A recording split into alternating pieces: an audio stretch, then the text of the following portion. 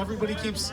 Yep. Oh, okay. Well, I was gonna say everybody at the doors. Everybody thinks I'm you. So.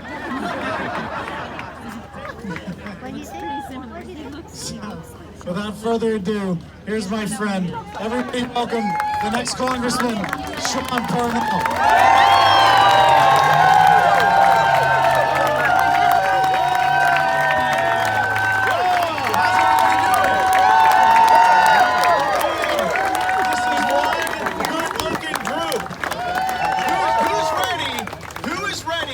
For 4 more years of Donald J. Trump.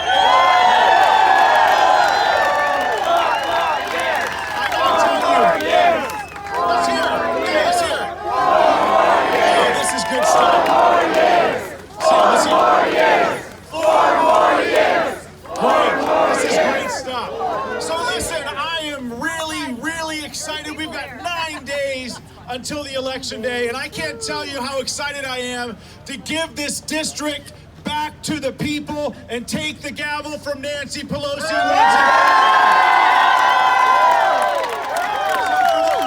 those of y'all that don't know me, my name is Sean Parnell. I was an infantry platoon leader in Afghanistan at the height of the hunt for Osama bin Laden in 2006. And I'm running for Congress right here in Pennsylvania's 17th Congressional District. Now back then, our mission was pretty simple. Find Osama bin Laden. Unfortunately, we did not. But we found thousands of enemy troops all along the Afghan-Pakistan border, and over 485 days of combat, which is the longest combat deployment in global war and terror history.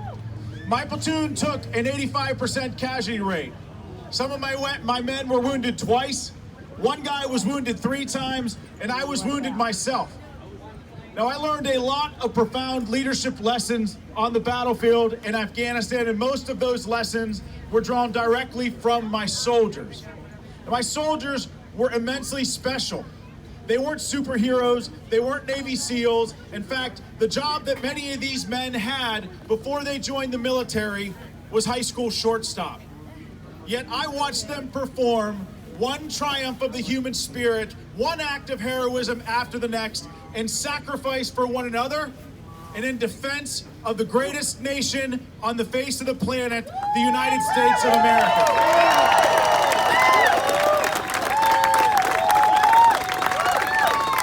Now, I was blessed to lead one of the most diverse infantry platoons that you could possibly imagine.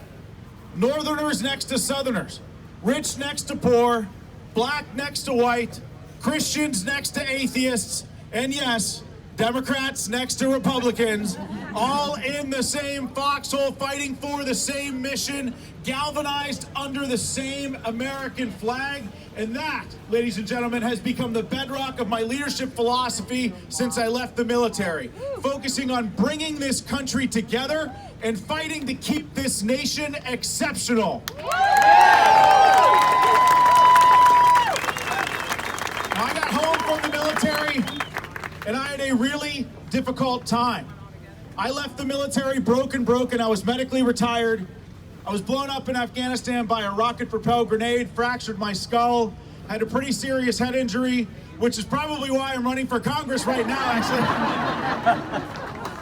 But look, I didn't know what I was going to do with my life, so I came back here to Pittsburgh, Pennsylvania. I was born and raised here, went back to grad school, and I started writing books, threw myself into the next mission of making sure America knew how exceptional my troops were and what they had done on behalf of a grateful nation. I didn't expect that to be anything. Quite frankly, I was an average student. I'm not even that great of a writer. But America was inspired by the story of my troops, and Outlaw Platoon became a New York Times bestseller, and that gave me an opportunity to serve my country in other ways. So after Outlaw Platoon came out, I founded a charity called the American Warrior Initiative. We've traveled all around the country for the last 8 years, and we've been giving service dogs to veterans, first responders, and their families, and it's the best job ever because I get to help America's heroes. And all of that changed one October day in 2019 when President Donald J. Trump came to this district.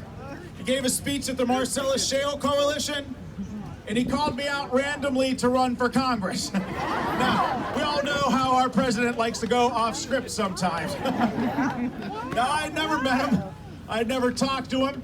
I wasn't even at the event. I was in South Carolina giving a service dog to a veteran, talking to a great group of people just like you. On the stage, my phone starts blowing up. I guess when the president calls you out, the world notices.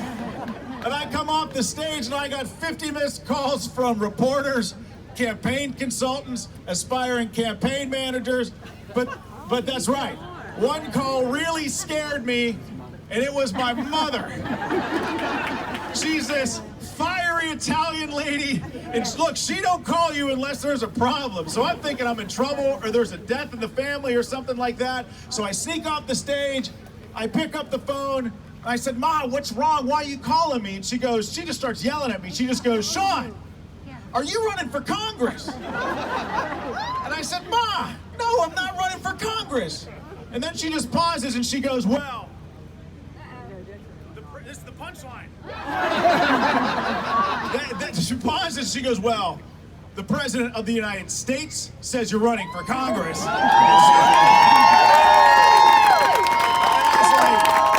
I said, "Ma, put down the wine. It's too early in the day to be drinking."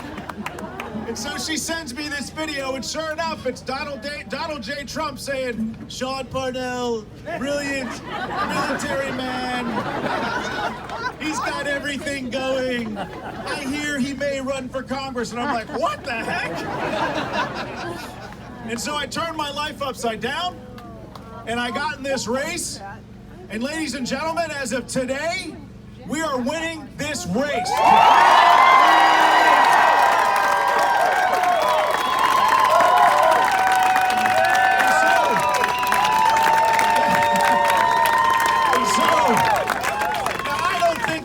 To make the case against Connor Lamb to this great group of patriots, but I'm going to do it anyway. 2 years ago, Connor Lamb's first ad was carrying an AR-15. He told you all that he would be pro-gun. Today, he has an F rating from the NRA. Guess who has an A rating with the NRA?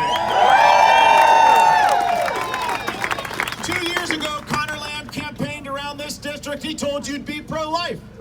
Then he voted against the Born Alive Act not once, but twice. Guess who actually is pro-life?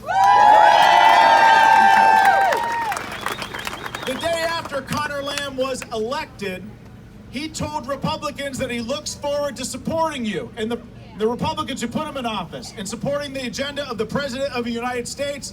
A few short months later, he voted to impeach the President of the United States. I would not have voted to impeach the President of the United States. He told you all, in fact, his campaign was built on opposition to Nancy Pelosi.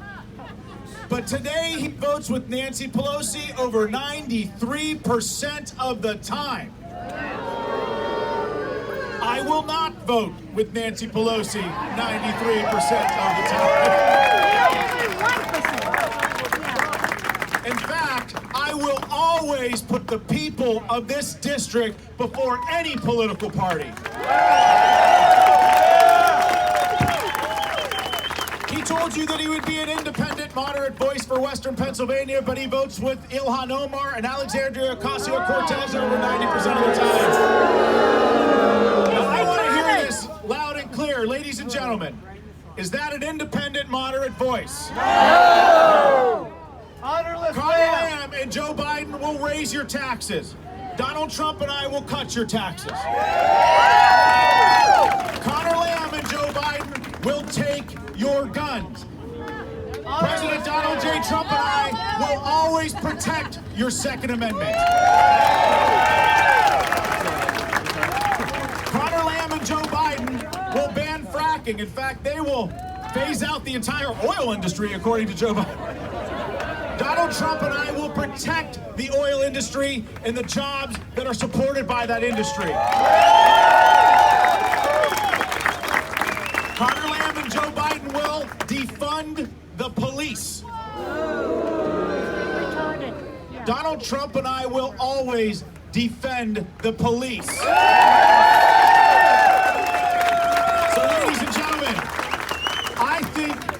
choice in this messing this thing up again. Infantryman break stuff. I'm sorry. The choice in this election could not be more clear. It is freedom versus socialism. It is your ability to chart your own path in life and choose life, liberty, in pursuit of happiness, and the life that you want to live, or total government control over every aspect of your life.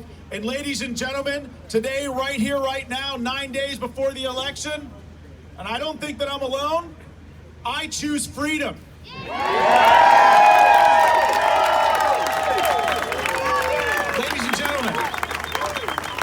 Ladies and gentlemen, America stands on a very thin line between hope and darkness. And it is our time to stand up and fight for this country, just like generation after generation of Americans has fought for this country, and sprint to the finish with me. And every candidate that's up and down this ballot, will you defend freedom with us? All right. God bless you all. Let's keep America great. And God bless the